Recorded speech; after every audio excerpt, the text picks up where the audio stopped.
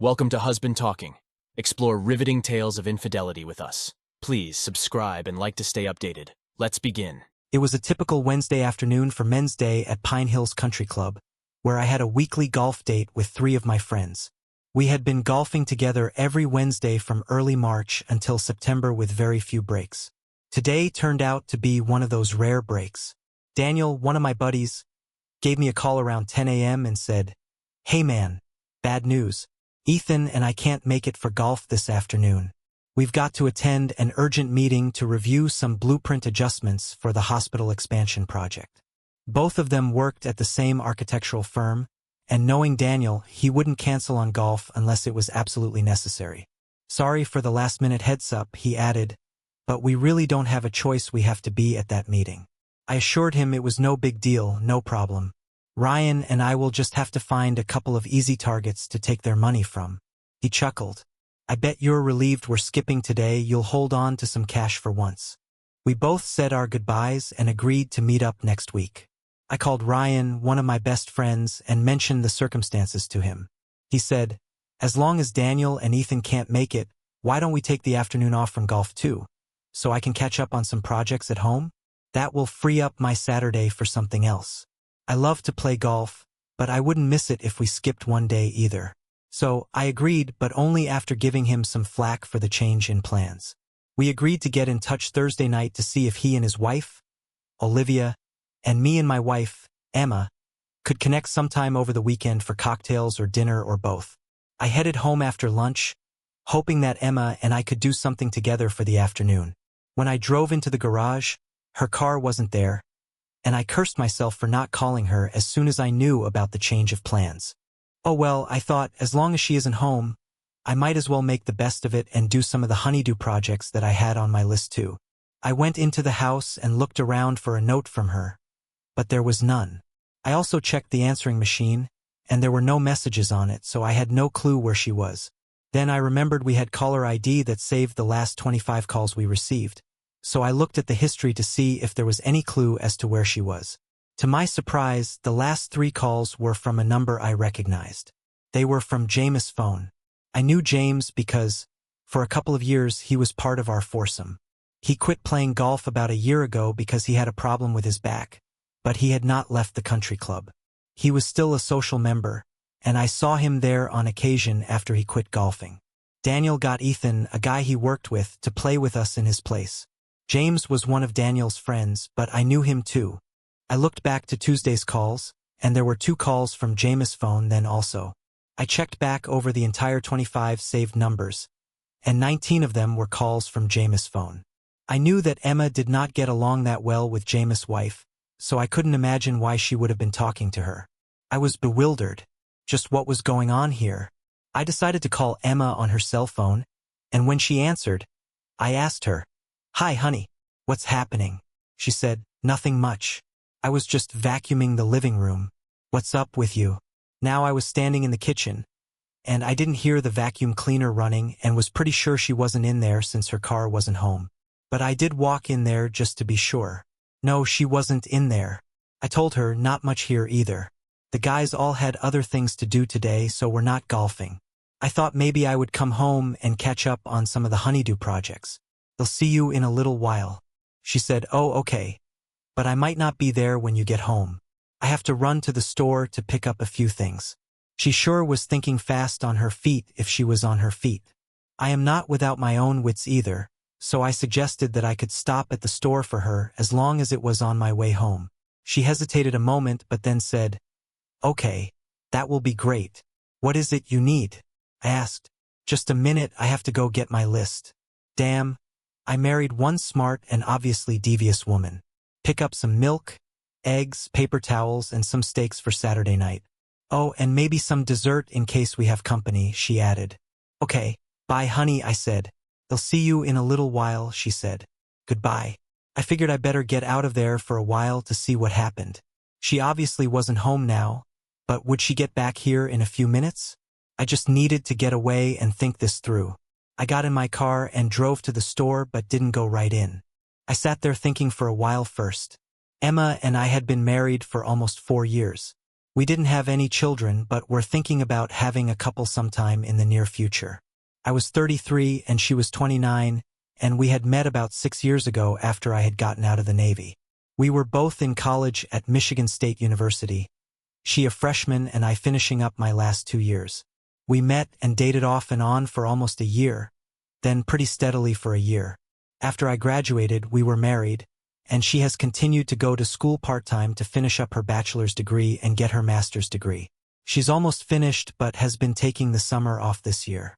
She is a very pretty woman with a very nice figure, and she has a wonderful personality to go with her looks. Emma is very well liked among our friends and family, and she almost always turns heads when we go out. I can get a little jealous if men pay too much attention to her, but I have never acted on that jealousy in a way that would upset her, and she has never given me reason to doubt her faithfulness to me.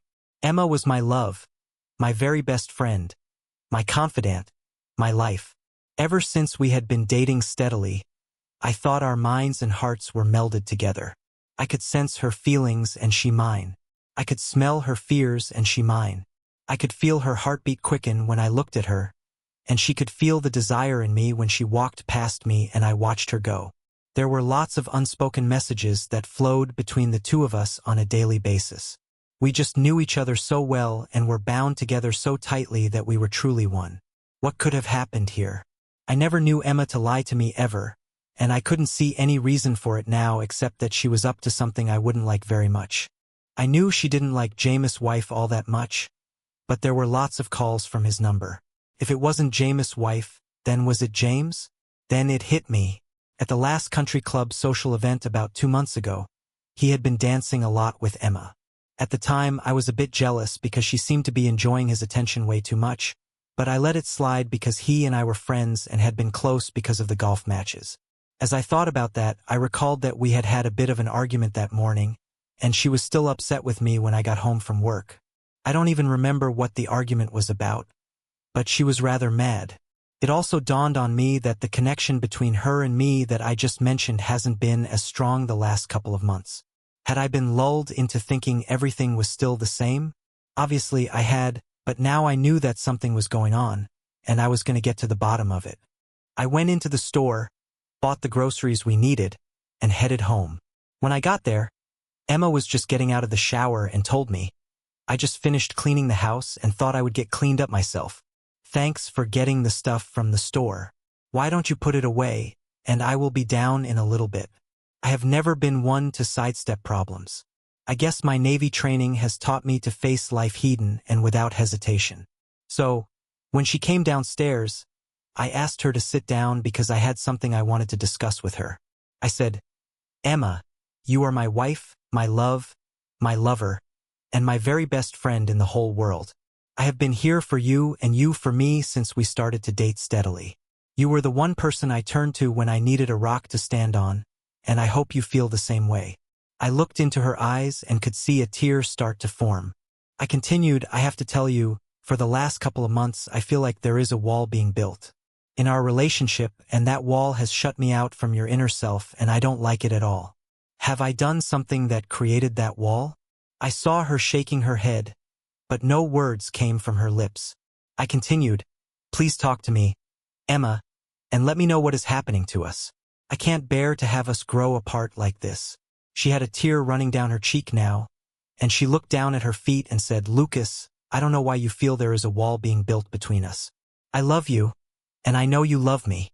Then why can't you look at me when you talk to me?" I asked. She glanced up at me with a shocked look on her face, then looked back down and replied, "I guess there are some things I have to work through. I'm sorry you feel there is a wall between us." And with that, she got up and ran upstairs crying. Well, I knew that we had some major problems going in our marriage now. I pretty much suspected what they were, but she wouldn't talk to me, and I had no proof of anything, so I decided to see what would happen.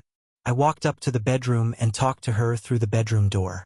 "Emma, if you want to talk to me, I am here for you. I love you and want to help you with whatever is bothering you or work on anything I have done that is making you unhappy. Please talk to me when you are ready." I went outside and began to work on the projects. My heart was aching. I don't know how to describe it to you, but I felt pretty empty inside, and I don't care if I was a big, tough Navy man. The tears flowed, and I felt pretty vulnerable. I didn't know what I would do if I lost Emma, if she wasn't my wife and lover. I just felt so powerless and weak. I was in a panic, to be honest. Emma did not come down for dinner, and when I checked on her at 8 p.m., she was sound asleep, so I went into the spare bedroom to sleep for the night. In the morning, I got up and went to work early, so we didn't talk in the morning. I called Ryan and told him that I thought we probably wouldn't be doing anything together that night or on Saturday either, for that matter, but I asked him if he could meet me for lunch. When we met for lunch, I explained to Ryan what had happened and asked him what he thought of the whole situation. He dropped a bomb on me. He told me that he and Olivia had suspected something was going on between Emma and James right after the country club social gathering. Olivia had seen Emma's car in James' neighborhood. I asked, why wouldn't you say anything to me? He said, we talked about it but felt we ought to stay out of it because we really didn't know what was happening. Okay, I can understand that, I said. Please don't tell anyone that you and I have talked, not even Olivia. I want to figure out what I am going to do about this, and I don't need a lot of gossip and outside input. I decided that I would have to have proof of her infidelity before I could handle the situation. I tried to attack it head-on, but her refusal to talk to me or acknowledge a problem growing between us told me I would need to have proof before I confronted her with specifics. I took the afternoon off and drove over to James' house to see if her car was there. It wasn't, so I didn't know when they might meet again. I called home around 4:30 p.m. and told Emma I would be home at 5 p.m. She said she was happy I was getting home early. When I arrived, Emma was warm and caring. She hugged me and smiled at me with that smile that always warms my own heart. I could tell she was trying to be close to me, but it just didn't feel the same to me. I could sense she was trying, and we never had to try, it just happened. I asked her if she wanted to go out to eat dinner, and she said yes. When she went upstairs to change her clothes, I checked the caller ID, and sure enough, there were 2 calls from James, one at noon and another at 2:30 p.m. I didn't know what to make of those calls, but I knew that she didn't meet him that afternoon. The weekend was pretty uneventful. We did a few things together, and she wanted me to make love with her on a couple of occasions, but I just couldn't, so I made up an excuse that I had a sore back. On Sunday night, when I told her that, I saw her shudder and saw a tear form again. I just couldn't bring myself to be intimate with her until I got to the bottom of this supposed affair. On Monday, I arranged to get a few hours off each afternoon that entire week so I could check up on Emma. I knew if something was really going on, I would need to catch her. Nothing happened on Monday, but again, there were 3 calls from James. Nothing happened on Tuesday, 2 calls. Nothing on Wednesday, no calls. But on Thursday at noon, Emma called me and told me that since I would be golfing and eating at the club, she was planning on going to the library to work on her thesis for the afternoon and evening and not to expect her home until around 8:30 p.m. or so. I think she was expecting me to tell her if I was not golfing. Well, I wasn't going to golf, but I wasn't telling her that. I drove over to James' house and parked out of the line of traffic so I could watch his house. I had my camera with the telephoto lens with me so I could take pictures if she showed up. At 2 p.m., Emma drove up and parked on the street outside his house. She got out and went up to the door, and James opened it for her right away so she could hurry in. I sat there with my camera, snapping pictures from the time she drove up until she walked in the door and it was shut. I could barely see through the viewfinder because of all the tears streaming out of my eyes, but I did take lots of pictures. 2 hours later, the door opened, and out she came. James reached out and pulled her back to himself and kissed her. He was standing in his doorway in a t-shirt and a pair of boxers. She was clearly kissing him back and reached down and slipped her hand inside his boxers and was rubbing him. Eventually, she broke off the kiss, and I could see her pointing to her watch. I assumed she was planning on meeting him later as well. She hurried to her car and drove off. The entire time, I was snapping picture after picture of the kiss, her hand in his boxers, and her driving off with James standing in the doorway. I didn't need to see them actually having sex to know that they had. You don't spend 2 hours together, kiss like I saw them kiss, and rub someone's tool like that unless you have been intimate. I knew it. No one can imagine the hurt and disappointment and anger I felt. My vision blurred. My head pounded. My stomach was in knots. I could feel my heart pounding like an air hammer breaking concrete. The feelings I had were overwhelming to me, and I knew at that moment I was lost. My life was over. The one person in the whole world I loved and trusted and depended upon had betrayed me, had broken my trust, and yes, had destroyed my manhood. I would never be able to forgive her. I would never be able to live with her again. I would never be able to live without her. I reached under my car seat for my Glock 37, a 10-round .45 caliber semi-automatic. I drove my car up in front of James' house, walked up to his front door, broke through it, and searched his house until I found him upstairs in his shower. I opened the shower door and leveled the gun at him. The shock on his face was unbelievable. I almost laughed at him. I said, "James, you and those like you are the scum of the earth. Any man who would go after and screw another man's wife doesn't deserve to live. You have destroyed a good marriage. You have destroyed a good woman. 2 good women, actually, including your own wife. You have destroyed me, and now I am going to destroy you." I fired 2 rounds into his groin, 2 into his belly, 2 into his chest, and 2 into his head. Then I left him there and walked out. I drove home and went into the house. I could hear that Emma was in the shower, so I downloaded the pictures onto our computer. When she came downstairs, I was sitting in the family room waiting for her. She was surprised to see me, and I could sense the fear in her. "What are you doing here?" she asked. I told her that I had taken the afternoon off from golf again, and that I had seen her arrive and leave James' house. I told her that I knew she was having an affair and that I had pictures to prove it. I started a slideshow of the pictures to run behind me as I talked to her. I asked her to explain to me why she did it. I asked her to explain to me why she didn't talk to me a week ago when I asked her what was wrong. I asked her to tell me what I had done to drive her into James' arms. I asked her to tell me how she could do that to me. I asked her how she could do that to our marriage. I asked her to tell me how she could do that to herself. She just stood there, tears streaming down her face, moaning and shaking her head back and forth. I screamed, "Talk to me," but no words came from her mouth. No explanation. Nothing. She had nothing to say to me. The despair I felt at that moment was the worst yet. I wanted to know so much, but she wouldn't tell me anything. She never said she loved me. She never said she was sorry. She never said a thing, just moaning and shaking her head. Let's check the story from Emma's perspective. The last 6 months have been a blur for me. For most of that time, I didn't know who I was, where I was, or what I was. Only now do I understand what happened to me so long ago. Only after months in a hospital and months of psychiatric counseling do I understand what I have done. I wish I didn't understand, but I do. Lucas raised a gun and pointed it at me. I was so shocked from the realization that he knew about me and James. But when he raised the gun, I got so frightened I just shook. I screamed, "Don't. Please don't." Then I looked at the hate in his eyes and knew our marriage was over and maybe my life too. I could also see the hurt and utter emptiness in his eyes, and it made my skin crawl. I could see him going totally mad, and I knew it was all over for me. This wasn't the man I loved, the man who loved me. This was something else, and yes, I do say something, not someone. He said with a voice cold as steel, "Emma, just look at the pictures." I glanced at the screen and saw shot after shot of me going into James' house, James and me kissing at his door, me with my hand on James' tool. There were so many pictures proving my infidelity to Lucas. Then the last pictures I saw were of James lying in his shower, blood everywhere. I heard myself groan with the realization of what he had done. As I jerked my gaze back to Lucas, he had turned the gun, putting it into his mouth, and after he said, "Goodbye, Emma," he pulled the trigger. They tell me that police found me in shock, holding Lucas.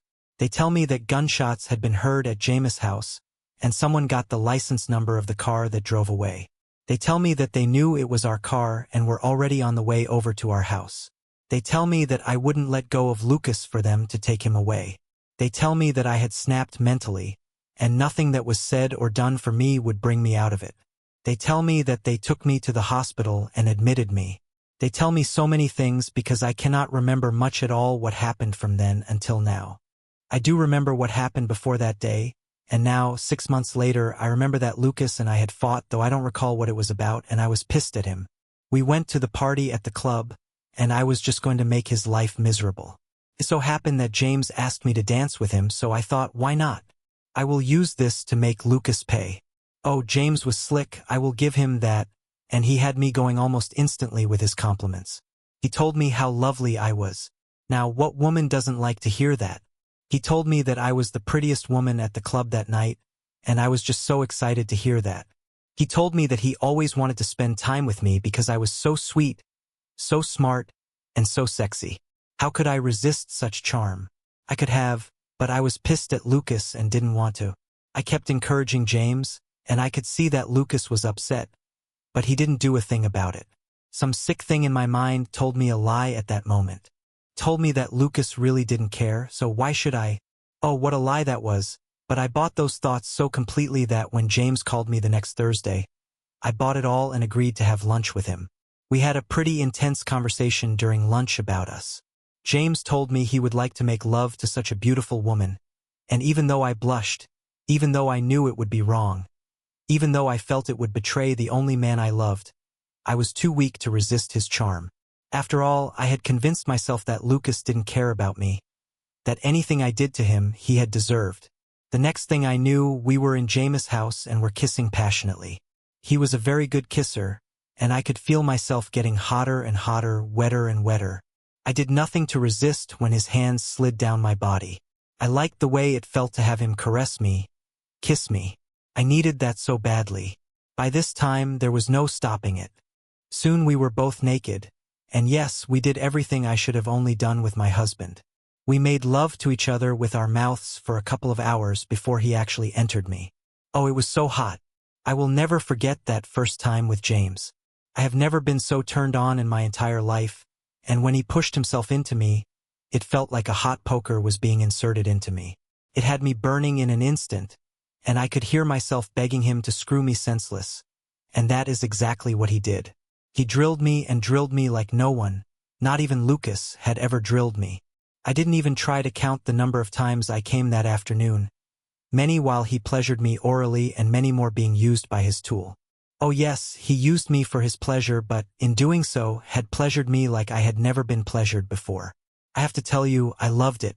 Make no mistake. I loved it and knew that I would be back for more. That night and the days that followed, I felt a change in my relationship with Lucas. He said there was a wall being built, and he was absolutely right. I felt our connection slip just like he must have felt it. I felt the gap form between us, and I felt my heart torn from the separation. And you know how stupid I was? I blamed it on him. That lie told me it was his fault. The next week, James called me a couple of times every day. He was so sweet and loving to me, telling me how much he enjoyed making love to me, asking me if I was all right.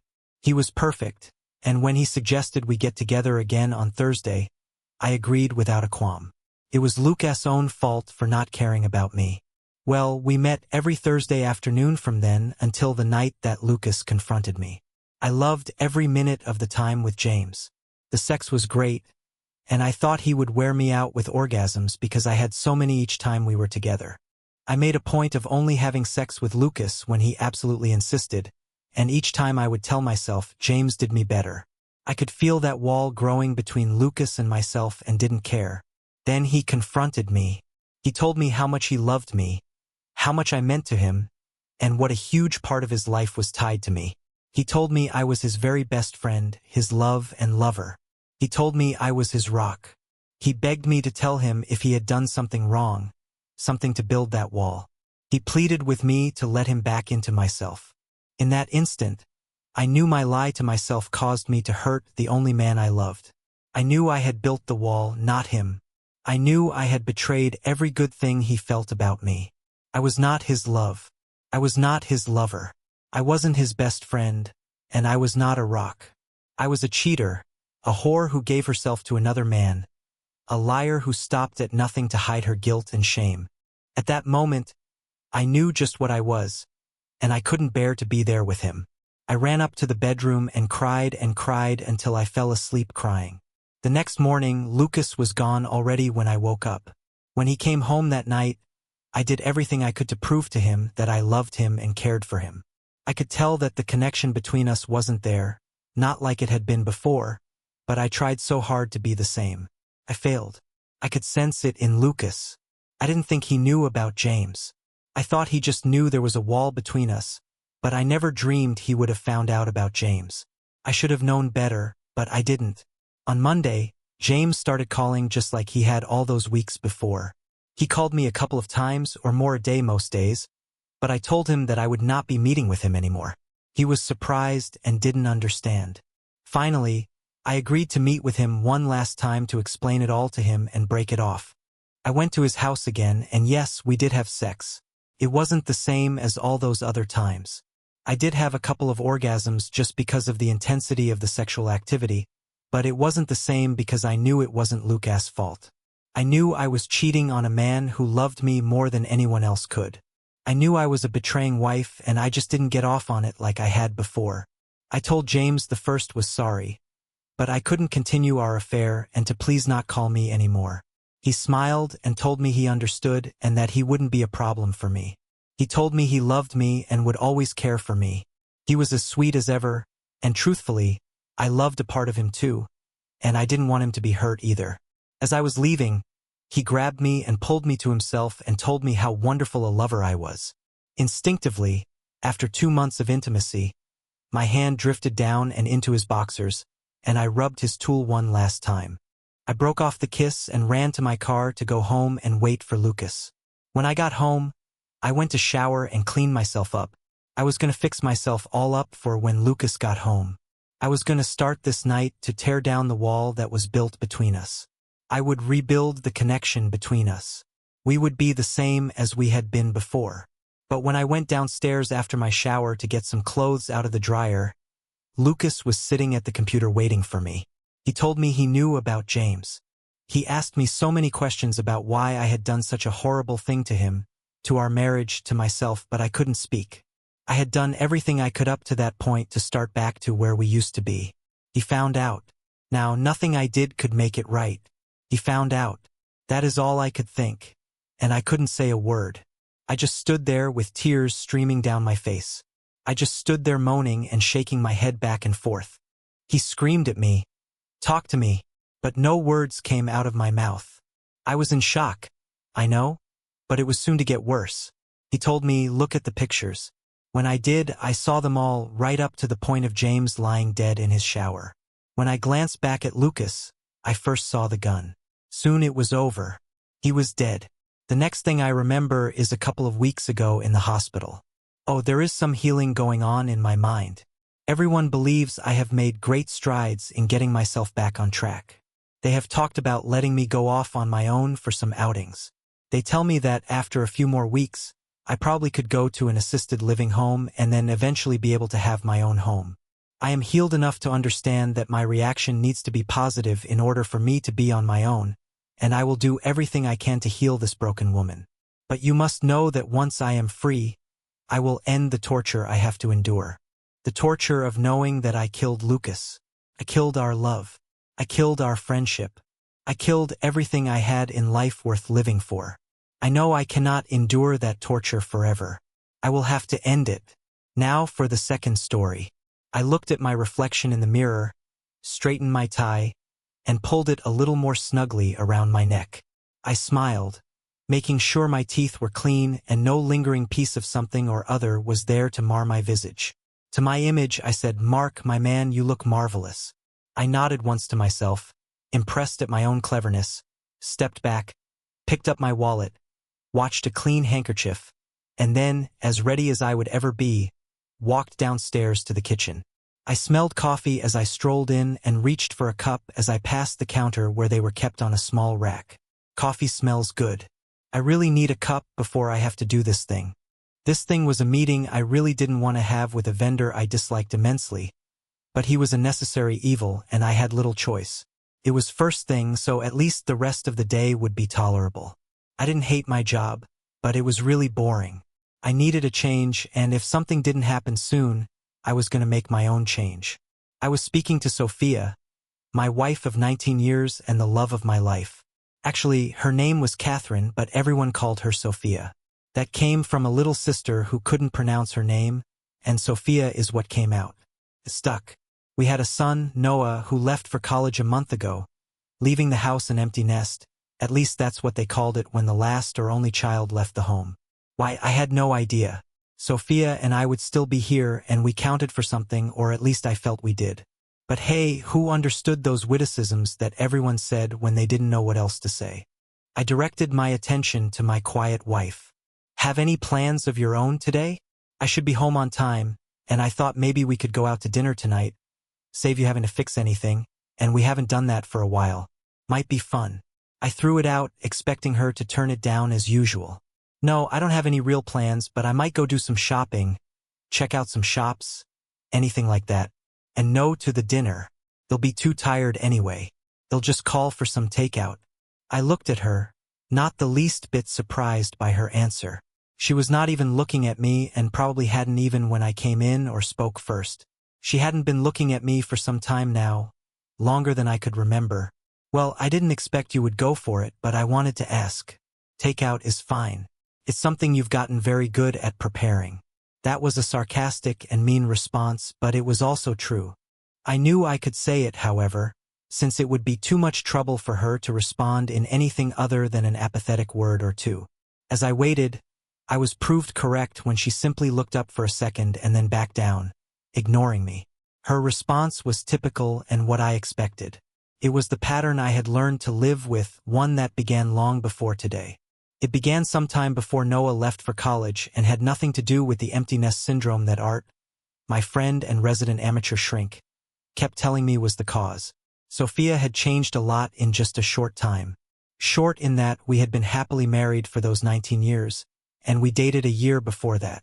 She and I had been a team, a couple with dreams and plans, and we shared everything. That began to change about a year ago, and the change had become more pronounced as time passed. The Sophia I married was becoming a stranger in our home, and the loss was tearing me apart. The real problem was that she didn't see it and refused to do anything about it. In truth, a lot of things had changed. Now she used to go to the gym with Noah when he was home, but he told me she had stopped several months before he left.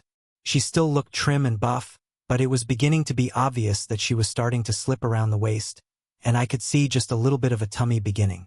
Not enough to make her less attractive, but enough to let me know something had changed. In addition, she had begun to be irritable and snappish with me. Nothing major, but it was rare that we could have a conversation without her ending it with some snide comment about me or my habits. Little things like my hours being too long or the trips too many. I hardly ever worked overtime now, and I hadn't traveled for almost 7 months. But it didn't have to be correct, just something to snap at me about. The old Sophia would never do that without trying to smooth things over by discussion. Sophia always talked first and acted later. Her behavior changed radically, and that affected the way we interacted with others. Sophia was just 42 but looked younger. I was older at almost 50, but I tried to stay fit for her. Most people would think we were both younger than our ages, and we had always been proud of that. But that was when we went anywhere together, and that hadn't been the case in almost a year. No reason, just her refusal for one reason or other. In truth, I had stopped asking about 5 or 6 months ago. There was no longer any point. The comment about tonight and dinner was asked in a sarcastic tone. Not that she would notice, just like her answer had been automatic. The thing I noticed, of course, being a man, was that our love life had simply faded away and died. We had always had an active and varied sex life. We did everything and enjoyed each other completely. We knew what the other liked, and we always made sure that they were satisfied. But that changed. I asked. I begged. Pleaded. I did all I could to find out what happened and why she suddenly stopped wanting to make love. But her answer was just a shrug and a comment about the change of life and being too tired most of the time. She refused to see anyone and finally got angry when I continued to bring it up. Being the man I am, I simply let it go, hoping it would pass once she got through the change. Being the man I am may be one of the reasons our life is in the state it is. All of these things went through my mind as I sat alone with my wife at the table. I finished my coffee, rinsed my cup, and placed it on the drain board. I walked over to the door, picked up my briefcase, looked back at her sitting motionless at the table, and said, "See you tonight." There was no response. I opened the door and walked out to my car, feeling the weight of the world on my shoulders. God, how I had loved that woman my whole adult life. How I had wanted to grow old with her and do all the things we talked about when we were younger. All the things we dreamed about. The things we could do and the places we could go. It was not even a year ago when she talked about the possibility of our moving to Florida if I got that promotion to regional VP. It was a strong possibility and still was. She hated living here in the Midwest where the winters were long and cold and the summers were short and not all that warm. She hated the cold. I was still depressed as I opened the door to my office and turned on the lights. I settled down behind my desk, opened my computer, and waited for it to boot up. I got a cup of office coffee, grabbed a donut from the box someone had brought, and went back to open my email. I was munching on a coffee-soaked bit of donut when I opened the email from my boss requesting I get my butt into his office ASAP. I smiled at that since it was not that uncommon to be summoned that way. TJ and I went back a long time, both of us joining Edmunds Manufacturing around the same time. Now he was a senior VP of design and implementation, and I was a senior manager of research and design. I finished the donut, wiped my face, and walked down the hall to his corner office. I passed the desk of Art Malone, my friend and confidant, and waved in greeting. A quick word or two, a promise to stop on my way back, and then on to TJ's lair. I stopped to talk to Marie, his secretary, who told me to go right in. He was waiting. That meeting was one that changed my life, both for better and for worse. He told me I had been promoted to VP of Design for the Southeast region. I was going to Miami as soon as I could turn everything over to my second-in-command and finish the projects I had opened. I should be able to make the move in less than a month. I had finally climbed to the position I had coveted for so long. Sophia and I could move to Miami, and we could afford to buy a very nice home there, subsidized by the company. Maybe one on or near the shore with a slip for a boat and a nice-sized sailboat, motorized of course. After sharing the news with Art, making plans with my second-in-command, and summarizing the open projects with provisions for either closing them or transferring them, I found it was way past lunchtime. I sent everyone out to lunch and called home. I wanted to tell Sophia the news. I dialed and waited but got only the answering machine. I didn't leave a message and tried her cell next. That also went directly to voicemail, so I just let it go. She was probably with Mia, as she said. I decided to go home early and try to convince her to go out to dinner to celebrate. This had to be worth a dinner, at least. I stopped at the florist and picked up 24 long-stemmed roses. Pink, her favorite. I also got a large box of chocolates with nuts, also her favorites. I had the card printed with the message, "We finally got the transfer to our dream location. I love you, Mark." I drove the entire way home humming to myself, a silly grin on my face. I was happy and on top of the world. Finally, things were coming true for us. A new future and a new life awaited in Miami. Sophia would change, become my active wife again, and we could begin our new life together. A team like we had always been before she started to change. I stopped that thought. This was a new day and a new beginning. Nothing could stop us now. I drove into the driveway much faster than usual and almost slammed into the garage door before stopping. I had to calm down. I was almost delirious with happiness. It was all coming up roses. That reminded me to grab the roses from the back seat along with the candy and the card before I went inside. I opened the door, put down my keys, and carried the flowers and candy into the living room, ready to place them on the couch for a surprise later when Sophia got home. I rounded the corner and moved toward the couch, only to stop dead in my tracks. In front of me, as I stood paralyzed, I saw Sophia with her blouse open and her skirt pulled up over her waist, sitting on the couch. Between her legs was David Coleman, our next-door neighbor and one-time friend. In that sudden burst of clarity that comes during some events, I noticed the room, her position, his position, her panties lying on the floor in front of the couch, and his pants down around his ankles. It was all crystal clear and etched into my memory for all time. Neither of them heard me, so they continued what they were doing. That was Sophia moaning and urging David Coleman to keep on doing what he was doing. She had both hands on his head, holding him. It was obvious that this was not something new to either of them, as Parker clearly knew what turned Sophia on. I used to know that quite well. Seems I had been replaced. I stood there another 20 seconds or so before sense returned. I felt the shock and disgust of what I was witnessing replaced by a cold anger. I wanted nothing more than to kill both of them, but that was not my way. That passed, and then I knew what I wanted to do. Still holding the flowers and the candy with the card, I walked into the room, moving around the couch and stopping in front of Sophia. Standing behind the naked David Coleman, I kicked him hard in the bum with my foot until he stopped what he was doing and looked over his shoulder. All he said was, "Oh." Sophia's eyes had opened, and she met mine, staring back at her. The lust began to fade, and they got wider and wider until I was afraid they were going to pop out of her head. Then she began to shake her head back and forth, saying no, no, no over and over again.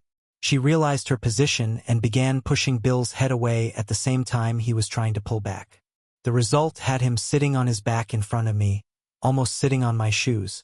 As she stared at me, her eyes now full of tears and her lips trembling with shame, she was trying to pull her skirt down and close her blouse. Neither one easy to do with her hands trying to do both at the same time. I watched, the disgust on my face clear as she looked back up at me, her mouth working and trying to form words. My disgust faded, but only to be replaced by pain at seeing what my world had become. I felt the betrayal, the loss, the anger, and finally the pain, and I knew it was over. I had lost her forever, and there was no way back. I decided to finish this now. I took the 24 long-stemmed roses and pulled them out of the small vase they came in and threw them at her where she sat. I watched as they hit her in the face, falling around her body onto the couch and the floor. The vase followed, hitting the wall behind her. Finally, I took the box of candy, opened it, and dumped the chocolates on the floor as well. The card followed, landing on the edge of the couch. Now I understand why you are always too tired to go to dinner with me or to make love with me. I see it now. I turned to David Coleman, who was trying to get his pants up and his shoes on. I waited until he straightened up, and then I hit him in the face with all of the anger I felt inside. I was pleased to see the blood spurt from his mouth as he fell down again. I watched as he levered himself up on his arms, and I directed my next comments at him. I don't know how you intend to explain this to your wife after I fill her in on your afternoon activities with my soon-to-be wife, but be prepared to explain it. Now get the hell out of my house before I throw you out. I said no more but went upstairs to pull down a suitcase and begin packing. I was still furious, but the anger was now fading, and a new feeling, one of a deep and racking pain, began to fill me. The loss of all I had believed in was almost too much for me. The long rise from the euphoria of the promotion and then to the equally long fall to the worst depression of my life left my legs suddenly shaky. I was almost finished packing when it became so strong that I had to stop. I fell on my knees there on the bedroom floor, and I cried as I hadn't since the day my mother died. I let it come, knowing there was little I could do to stop it. I waited until it had run its course, leaving me empty. I felt her as she put her arms around me, holding me tight with her cheek pressed to the top of my head. She was cooing at me as if I were a baby. "I'm so sorry, Mark. I'm so sorry." That was enough to stop my crying as the anger returned. Undaunted, I swallowed once, letting the anger grow until it burned bright again. It pushed the pain down and back, forcing it to release its hold on me. "Take your filthy hands off me and get away from me. You stink of sex, and you make me sick." I stood, my legs still shaking but beginning to get stronger, and closed the suitcase. I turned to look around and saw Sophia kneeling there, her own face contorted in shock and covered with tears, her shoulders shaking with her sobs. But I no longer cared. I went into the bathroom and grabbed my shaving kit. It had my razor, my toothbrush, and several other odds and ends that I kept for traveling. I took those things, dropped them into a small plastic bag, and walked back out to grab my suitcase. I pushed past Sophia, still standing in the doorway, and threw the bag and the suitcase down the steps, caring little where they landed. I went back in, looked around, picked up one or two small things from my bedside table, and then walked down the steps to find my bags. As I walked out the door, I heard Sophia screaming at me to stop, to come back and talk to her, but I wanted only to be gone from that place. I knew then that my marriage was over, and I think I felt a small breath of relief that it had finally come to this. Everything had been moving this way for the past year, and now it was time to accept that it was finished. All the sniping at me, the avoidance, the disregard for me and my needs, and the total disrespect that I had endured were over. Miami was waiting, and I was going alone. I decided as I drove away that I wouldn't say anything to Bill's wife. Chloe had her own demons to fight, and a useless husband wasn't going to change anything for her. Bill had his own hell at home to live in, and I wished him and Sophia the best. They deserved each other. I had a new job, a new place to live, and freedom to enjoy the rest of my new life with someone who would love me for who I was. I never looked back. Let's see the story from Sophia's perspective. I had been feeling depressed and anxious for some time now. I knew part of it was that Noah was going to college soon, and I would be alone for most of the day.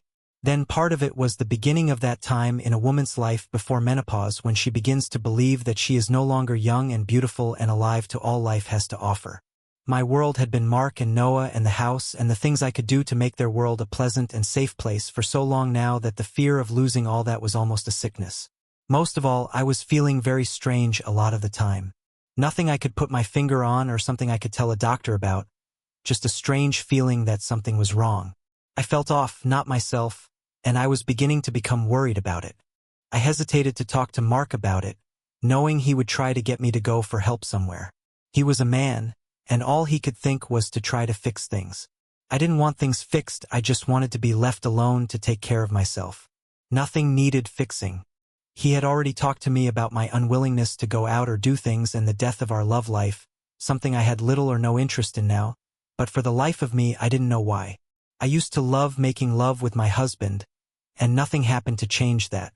I just couldn't get up the energy to do it now, but that would change again. Things would run their course and I would be back the way I was. I just needed time. He wouldn't believe me, but I knew I was neglecting him something awful. He tried to do things for me, asked me to go to dinner or to a play or just out anywhere. I said no. Nothing he suggested raised any interest inside me. I soon got tired of his asking and began to snap back at him and say mean things to him that I later regretted but never apologized for. I finally began to let it go, just let his pleas slide off my back. I began to ignore my husband and often my son. Later it got even worse, but by then it was too late for me to change it. I didn't realize it at first, but my decline had begun. I began to let my time at the gym with Noah slide since I doubted I would continue once he left. I didn't enjoy it that much anyway, but Noah loved the way it made him feel, and he wanted that feeling for me. While I enjoyed his enthusiasm, I never got into it the way he did. I began to miss some sessions and then more and more, but it was dumb luck that things happened then, just after I decided I was going to quit. While I stopped wanting to exercise with my son, I did enjoy the attentions of the other men there. Not in any way other than to make me feel better about myself. They meant nothing to me in any other way, certainly not in a sexual way. I wasn't even sexually interested in my husband, so it was very unlikely I was going to get aroused by someone else, especially not a stranger. I wasn't interested at all, until David Coleman began to show up at the gym more and more. Bill was our next-door neighbor and lived with his wife, Linda. Linda was a recluse, almost an agoraphobic. At first, she used to go out only when absolutely necessary, sometimes to a party, but she much preferred to entertain at her house. When others invited her and Bill, she refused and made no excuse. Bill tried to get her to get treatment, but she refused to leave the house and made only token attempts to talk to anyone except by phone. That was useless, and she discontinued that at the first opportunity. Since then, she remained housebound. Like most of his friends, I had stopped going to see Linda, bothered by her problems and uncomfortable around her. Not much of a friend was I. Bill was 10 or 12 years older than me and owned a small hardware store in town. When Linda began to stay home and her illness was diagnosed, Bill decided to sell his store and stay close to home with his wife. He had been with her for over 30 years, and he felt it was his duty to try to help her.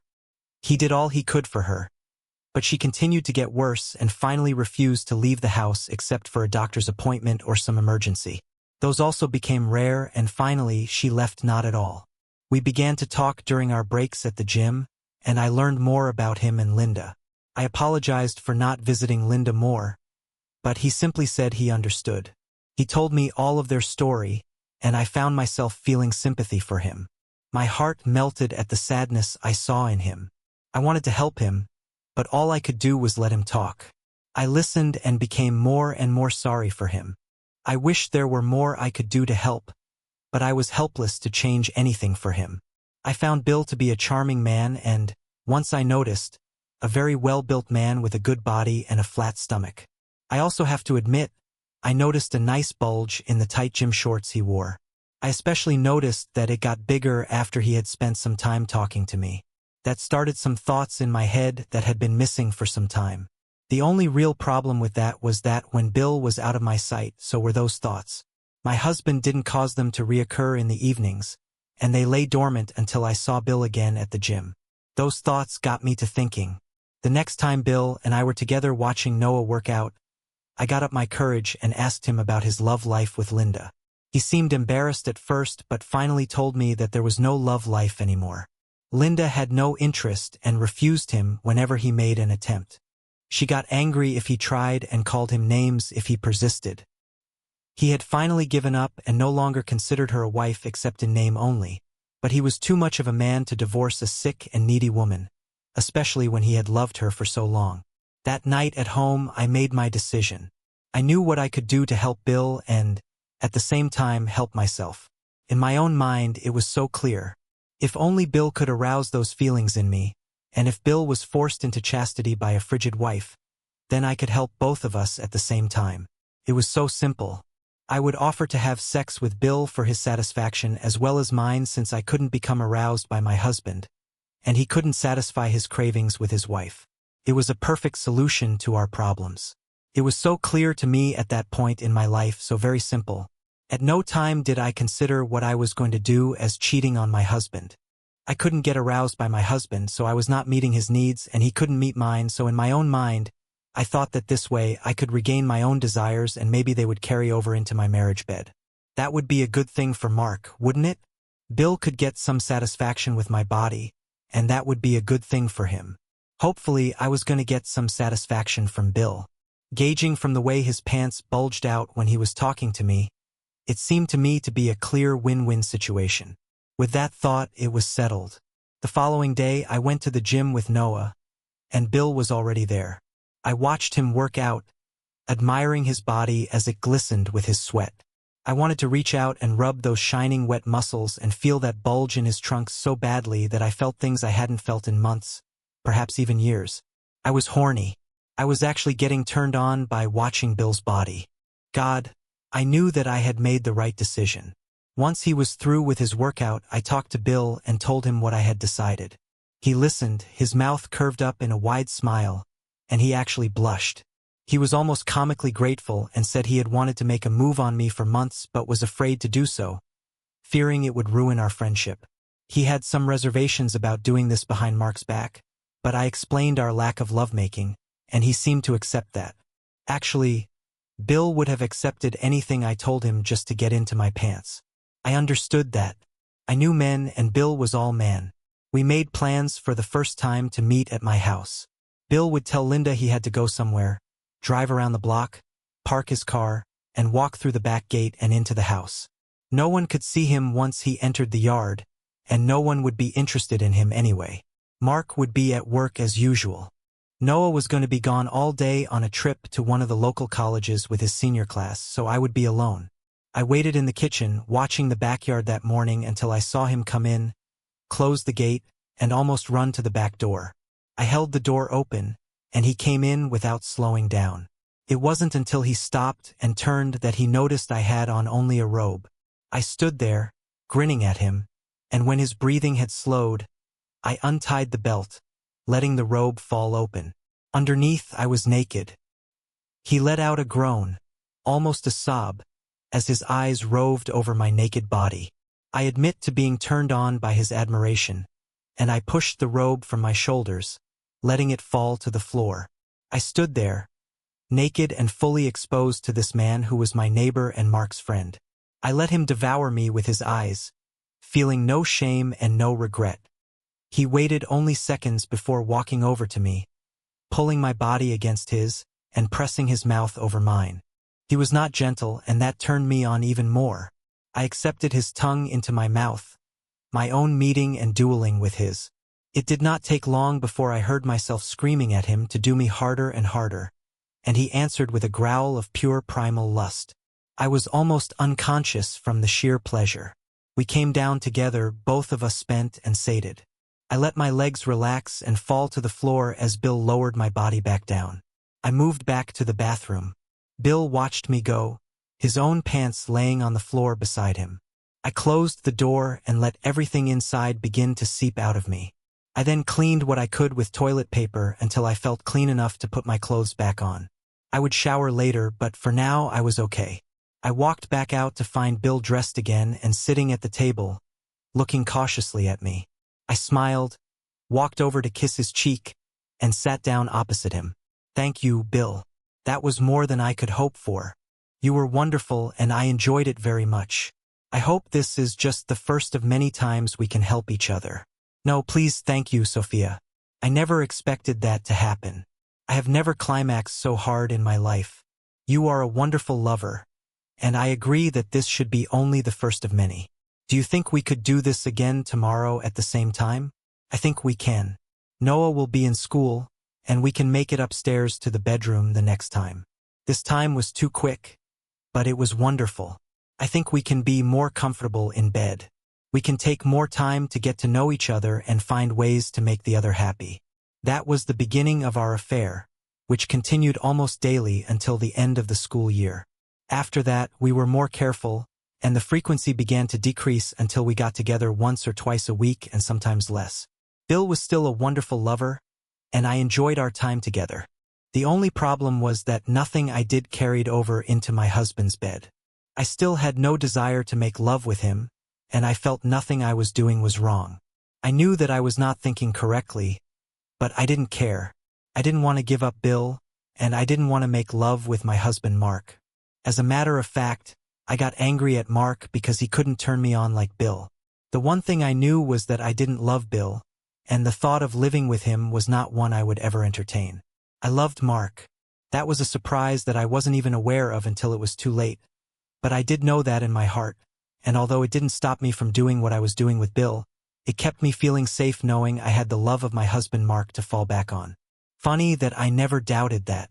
The thought that I could lose my husband was not even a glimmer on my radar. The summer ended, Noah went off to college, and Mark continued to work predictable hours, leaving me and Bill more time to have our sexual liaisons.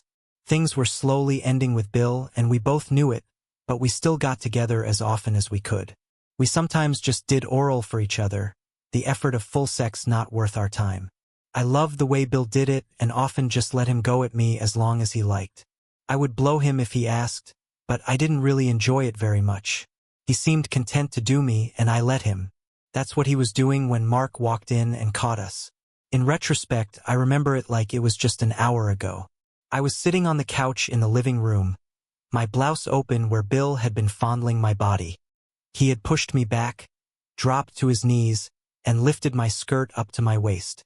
I leaned back, enjoying what he was doing, and I let my body respond, the climax still a ways away. I was just beginning to feel the stirrings of lust when I felt Bill jerk and pull away.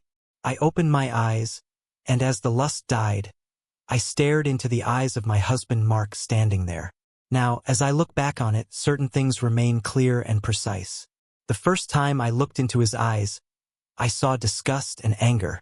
Then, as I watched, I saw the anger begin to be replaced with something else. Took a minute, then I recognized it. I had seen it a few times before in my life with Mark. It was pain. Pain coupled with sadness. I can't begin to tell you what that felt like to see that pain and that sadness and to know that I was the cause of it. Nothing in my life hurt as much as that knowledge, not even the loss of my parents when they died in a fiery car crash. That look, the one I saw that day, will haunt my dreams for the rest of my life. As bad as that memory was, it was far less than the one that happened a few minutes later. Bill dressed and ran from the house with only a quick, "I'm so damn sorry." I watched him go, blood dripping down his chin, Understanding that for the first time in almost a year, I felt nothing for him. I cared nothing about what might happen to him as I slowly walked up the steps to find Mark. I don't believe at that point that I understood what had happened and how my life was going to change. I only knew that I had to go to my husband and try to explain. I walked into the bedroom and stopped in total shock. My husband, the man I loved with all my heart, the man that provided a strong, loving home for me and our son, was kneeling on the floor, his head in his hands, sobbing, his heart broken. I almost died myself then, at that instant. All I wanted was for God to take me then, and let me not have to see what I caused for my husband. My heart broke at what I had done to this man. I went to him, knelt on the floor behind him, and held him in my arms. I held him tight, whispering softly to him that it would be all right, that it would be all right. I had to tell him. I had to let him know. I'm so sorry, Mark. I'm so sorry. Over and over, holding him and waiting for him to hear me and understand. I wanted only to comfort, to love him as a wife should. He pushed me away. He pushed me back and away as if he couldn't stand my touch. He was angry, and in his anger, he said words that still echo inside my head when my eyes close and everything becomes quiet. He said words that caused my world to stop, to change forever. His words: "Take your filthy hands off me and get away from me. You stink of sex, and you make me sick. They say when you die, your whole life flashes in front of you." That could well be true because I think a lot inside me died that day.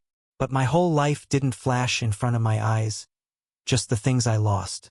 My life with Mark, my home, the times we spent as a family, the dreams we shared for our future, our plans for our retirement years, all the things I loved and cherished, all those things that we shared together. Those are the things that died that day, and part of me died with them. Today, I'm sitting here in a small apartment that I rent month to month. I could afford better since Mark left me comfortable, but I have no desire for anything better. In front of me are the final divorce papers telling me that my marriage is forever gone. Mark has moved on with his life now in Miami, the place we both dreamed about. It seems like that was forever ago, but actually, it was only a year or so. I saw the note after he left that day, those words almost screaming at me at what I was to lose. It was lying on the floor near the scene of my debauchery. So simple, our dream location. I love you, Mark. My apathy and my disinterest have returned, banished for a short time by my betrayal of my husband, then by my losing fight to regain my marriage to Mark. I fought the good fight, but I was hampered by his refusal to talk to me or try to understand what I did. It took some time for me to understand that the why was never important. The facts were, especially to Mark. And what could I really say to him? After all, I did it, and I continued to do it, even after my rationalization of trying to restart our love life faded away. It was okay to lie to myself, after all, but I couldn't lie to him, not after what I did to him. Our son, Noah, hated what I did but eventually forgave me. He is my only connection to what I used to have, a life with a man who loved me and who I loved back with a fierce passion. Why that passion deserted me for a time is still a mystery that I fail to understand. Over and over, I search for a reason, any reason, but none comes. But it's too late now anyway, so why dwell on it? My life now is much as it was before Mark ended it. I go nowhere. I do nothing. I think of little else but what I lost. I never see Bill anymore and don't want to. I sit and think and remember what once was. Mostly, I remember my thoughts as I decided to have my affair with Bill. It was so clear, so simple then. I thought of the good things that could happen. I thought of the pluses and the minuses, the pleasure I wanted and could enjoy. But I never once thought of the consequences of what I was going to do. I never once thought of what could go wrong, what bad things might happen.